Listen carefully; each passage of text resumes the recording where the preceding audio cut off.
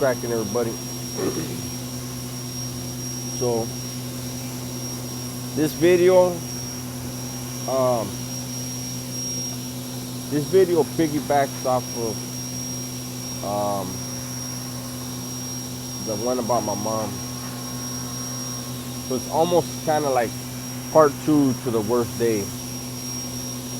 And I've been thinking about making this video for a little while also because, you know, I tell you guys all the time, you know, I mentioned in a few videos that when I was given this second chance, I decided to give everyone a second chance. Everyone in my life, in my family, I decided to give them a second chance. And any grudges that I had, let them go. And completely start from scratch. Because if I want society to give me a second chance, then how do I not do that with people in my life, you know? But if I'm being honest, there's a thing that I haven't been able to let go of, and you know, now and then I think about it and I'm like, I gotta let it go. But as of yet, man, 2.5 years after my release,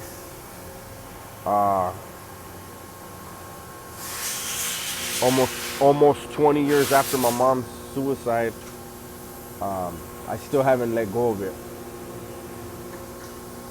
So to fill in a little bit, my mom was a product of the LA foster system. My mom has a sister and a brother. My mom and her brother were thrown in foster care. And my mom's sister was able to stay with the mom. My mom and her brother had the same dad. Their sister had a different dad. My mom's brother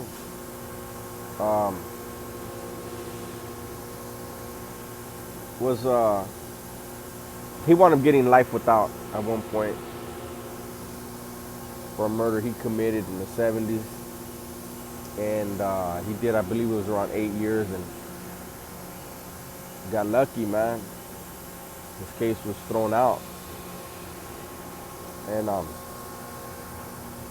but anyway, so my mom and her brother were just wild as fuck, running in the streets and, you know, doing whatever they wanted.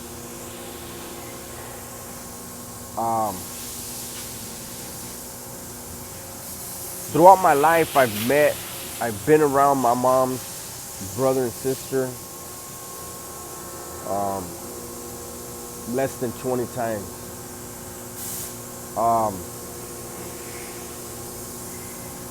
Because my mom was raised in foster care, I didn't consider them my family. They weren't a part of my family. They weren't a part of my life. They didn't ever seem like they gave a fuck about being a part of my life, right? They didn't seem like they gave a fuck about being a part of my mom's life. So I never, you know, me getting to know them or anything wasn't like, it was never a thing for me, you know? And it wasn't a thing for them, obviously, and it actually wasn't a thing for my mom. It was just, you know, it was a weird thing. So when my mom, when I had gotten busted, the few people that my mom had in her life that were, you know, supposedly friends, they cut her loose, you know, because her son was a killer. And her marriage fell apart, you know, and this is why for a long time, I blamed myself for all the depression and all the things going on in her life, you know. And through my prison term, you know, like I said, I was cold-hearted for a long time, man. And, you know, my mom would write and, you know, she would blame herself. And even me being an idiot, I would still always tell my mom, hey, when I became an age where, you know, you weren't changing my diapers and having a bottle feed me, I was making my own decisions. You know, every decision that I made to break a law, to hurt someone, to do anything that led me to jail was my decision. It wasn't on you. So, you know, I would try to explain to her, like, don't blame yourself, you know, it's on me. But it never worked. And so when my mom, when she took her life, like I said, she left a letter, you know, and I've never read the letter, but I know something in the letter. Now, one of the things that used to really eat up my mom was, my mom didn't, she couldn't work. She had 2 nervous breakdowns that we knew of, and obviously when she committed suicide, that was probably another nervous breakdown. But she also had this thing called agoraphobia, and agoraphobia is a fucked up thing. It's like a bunch of phobias almost combined, right? So my mom had a fear of leaving the house.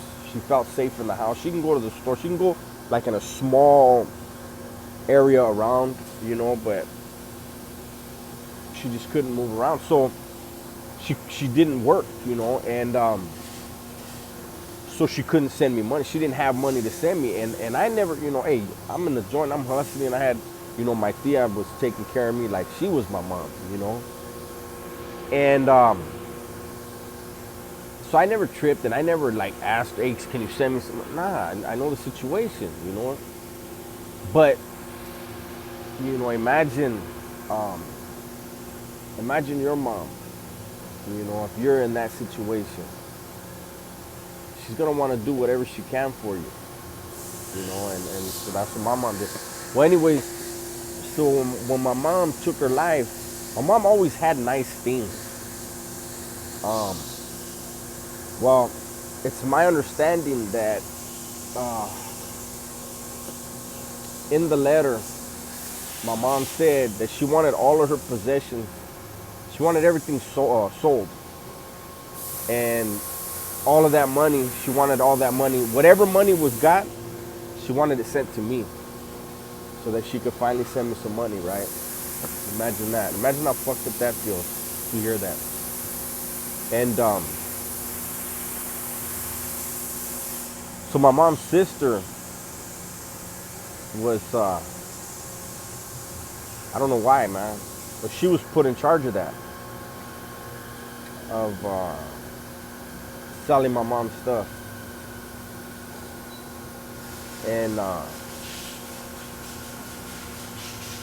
you know, she blames my family. She blames people in my family, what I consider my family, and saying that when she got to the house, a lot of the photo albums were already gone, because I don't even have like all my pictures from when I was a kid. All those pictures are gone. I don't know who got them. She says my family took everything, took all that shit, right? But I know this, that my mom's sister was in charge of that. And she basically gave everything away. And everything was, when she was done with it, my family tells me she went there and wanted to be back in Los the same day. She didn't want to deal with it. She didn't want to deal with her sister's last wish. So instead of allowing someone in my family to take care of that and take care of me and my daughter in the process, it was a burden to that person. And I was told that, hey, I got $1,300 for you. And that was another one of the things that when I was contemplating taking my life after losing my mom, I just kept thinking how miserable, how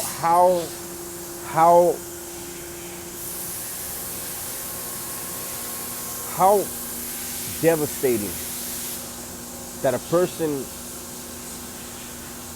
their sole possession, their sole material possession on this earth are only worth $1,300 to other people. You know, the things that we have, they mean something to us. The things that my mom had meant something to her, but it obviously meant nothing to other people because it all sold, everything went, and $1,300 was what I was told my mom's life possessions were worth to people.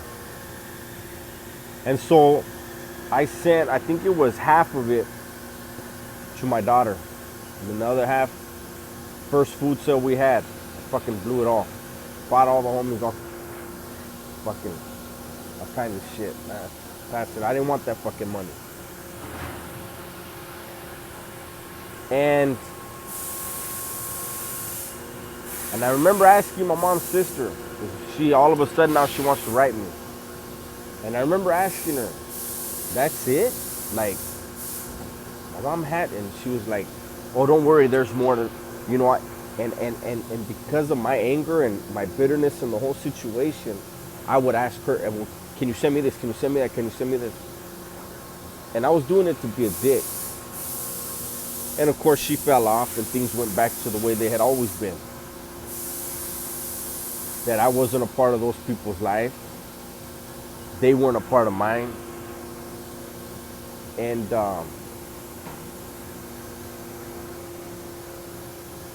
I was okay with it because it was back to the status quo. It was back to me being on my own. Me being, you know, in that place that I had been comfortable in, I thought, for all those years of, it's me against the world. Nobody gives a fuck about me. But, you know, it's a thing that I know I have to let go of.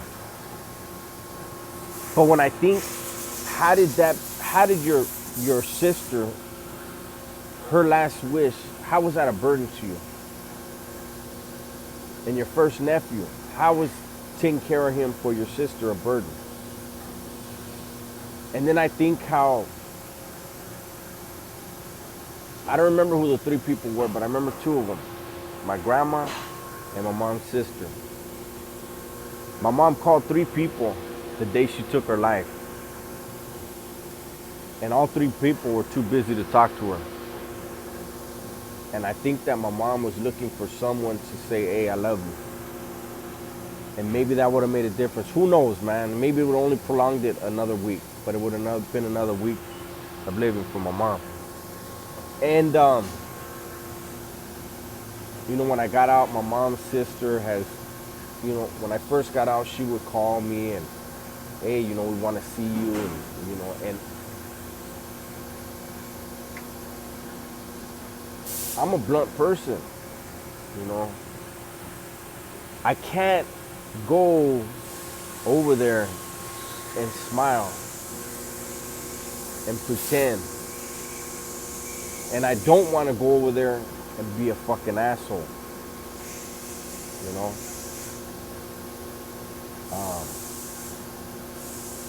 And so I don't think of it often, man. You know, but it's fucked up because my wife loves the fuck out of me. My wife will ask me, well, have you called your aunt? Because my tias are my tias, my family. But she'll say aunt for my mom's sister, for whatever reason, right? And it always rubs me wrong. And it's not my wife's fault, but I still snap. It's my mom's sister. My mom has a brother and a sister. That's what we call them, you know. And that's not healthy, man.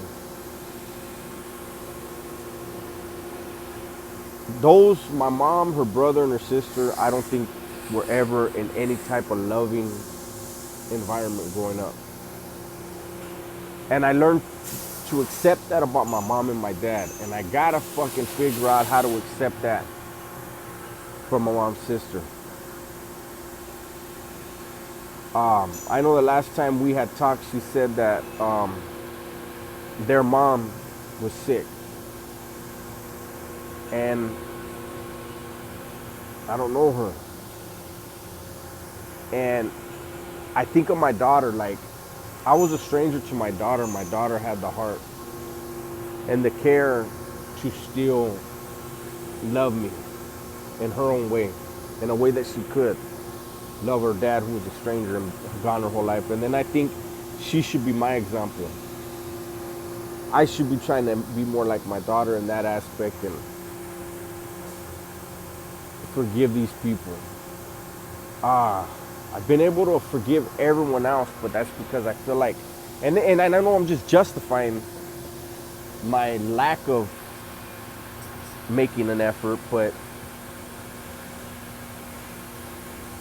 it's like these people chose to not be a part of my life. So why do I gotta go and do it? But they were, I don't know, man. And I just wanted to make this video because I wanted to keep it real as far as when I say that I don't hold a grudge, there's one grudge I'm holding, man. And I'm hoping that I will be big enough at some point to let it go. But I can say that there's been things like when my wife went and met my mom's sister. She told my wife that I had always been spoiled as a kid, right? And I don't think she meant that in a fucked up way. I think she was just probably just, I don't know, man. I want to say maybe she was just making conversation. But that rubbed me so fucking raw when my wife told me, hey, yeah, she said this. And I was like, what the? What was I spoiled in? Ass whooping? Spoiled in neglect? Like, I had nothing. I was fucking poor as fuck. And my family, my mom and dad were spending all their money on fucking drugs. I don't want to go into all that, but I just, like, shit like that is like what makes, like, when I first got out and was willing to take a step, and then I remember these things, and it's like, you don't even know me to say that I was spoiled. But anyways, man, I don't want to go out, and that's one of the things, like, a lot of reason why I don't talk about my upbringing was because I don't want to disrespect my dad and my mom. You know what I mean? Like, today I watched Prison Break Raw, and I saw the story that Big JD put out. You guys, if you're not subscribed, I know most of my subscribers already know about him, but if you're not subscribed, go subscribe to him. The video he did today, like, I never went through anything like that, that type of abuse. But I was physically abused. I was beaten. And I was verbally abused. And that's not why I became who I became. But that's why I formed the beliefs that allow me to justify all the decisions and all the actions that I would take later to become a fucking convicted killer. A victimizer of pretty much everyone in my path for many years, But that's a whole different story, and like I said, I can't, my mom and dad went through their own pains and don't need their son to tarnish them, so I don't do that. But this is something I gotta work on, man.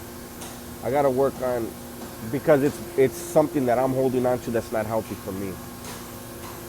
And who knows, man? Maybe I'll send my mom's sister that first video, and then maybe I'll send her this one. And I'm sure she won't like it initially, but maybe she'll see where I'm coming from.